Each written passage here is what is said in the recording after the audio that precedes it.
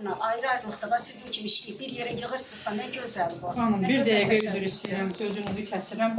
Hər yerdə şəhid ailələrini çağırırlar. 44-də biz şəhidlərimizə seçkinlik qoymuruq. Hamısı bizim üçündür, şəhidlərimiz.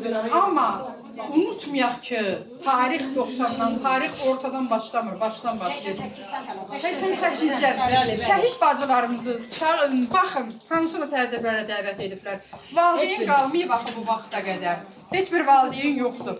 Biz niyə unudaq o igid qəhrəmanlarımızı? Bugün biz tarixdə onları silsək, gələcək nəsillərimiz də tanımayacaq. Ona görə də bugün bunların bura yığışmaqda məqsədi mən onlara dəstək durub deyirəm ki, şəhidlərimizi unutmayaq, qəhrəmanlarımızı unutmayaq. Böyük iş görürsünüz və bir neçə il bundan qabaq xanımlar bilir, 8 mart tədbiri mən keçirdim şəhid analar üçün. Şabrandan dəvət elədim. Xeyli sayda adam gəlir, nə qədər idi bilmirəm.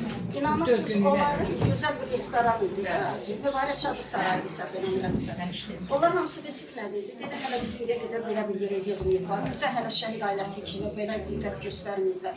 Və ondan sonra ardıcıl gedir. Mən sizə yenə deyirəm, təşəkkür edirəm və bacılara Allahdan səbir diləyirəm. Siz yaşadırsınız. Mən ailə tanıyıram, mən şəhid bacısı, şəhid anası tanıyıram. Elə 92 ildə, 44 ildə. Ancaq nəyəsə dalınca gedir. Nələrinsə, şəxsi işlərin dalınca gedir.